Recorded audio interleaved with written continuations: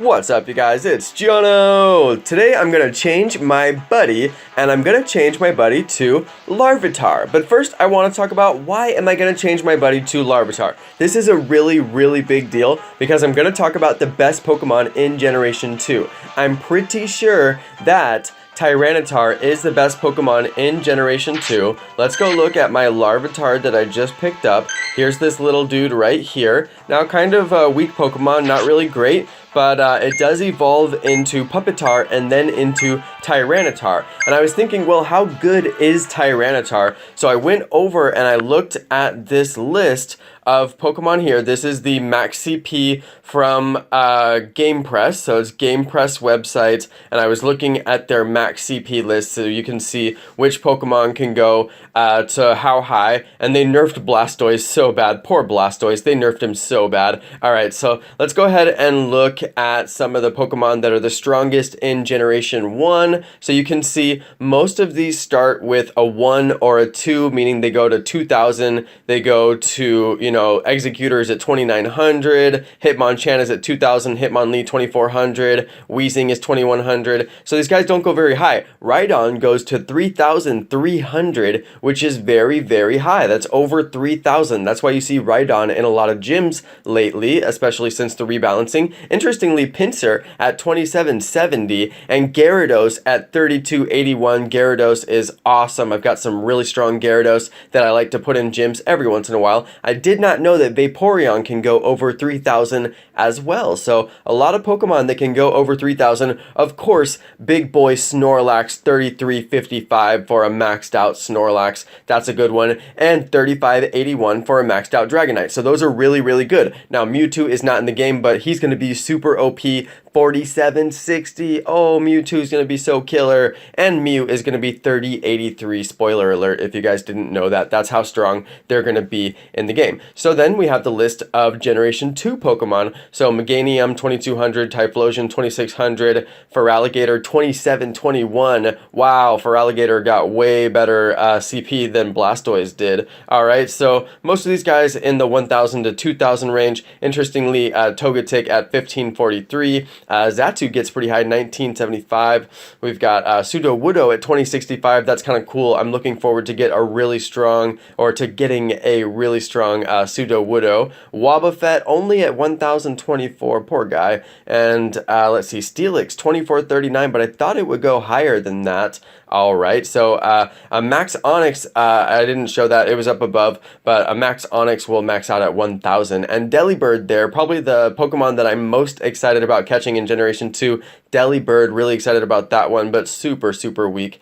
Alright, so let's go and see Blissey. Alright, so now we're seeing some that are 3000. We've got Blissey for 3219. We've got Raikou. We've got Entei. We've got Suicune. Alright, all up in the 3000 range aside from Suicune. Now look at this here, right here, you guys. Tyranitar. Tyranitar, a Pokemon that you can just catch in the wild right now. 3670. What? That's almost 4000 for a Pokemon that you can catch right now. I actually saw one on my I saw one and I wasn't able to catch it. Anyway, it's a long story. I wasn't able to catch it. But yeah, 3670. That is stronger than Snorlax. Snorlax above 3355. So this is Tyranitar 3670, and Pupitar is even pretty strong at 1608. Larvitar maxes out at a 904 and mine is like 577.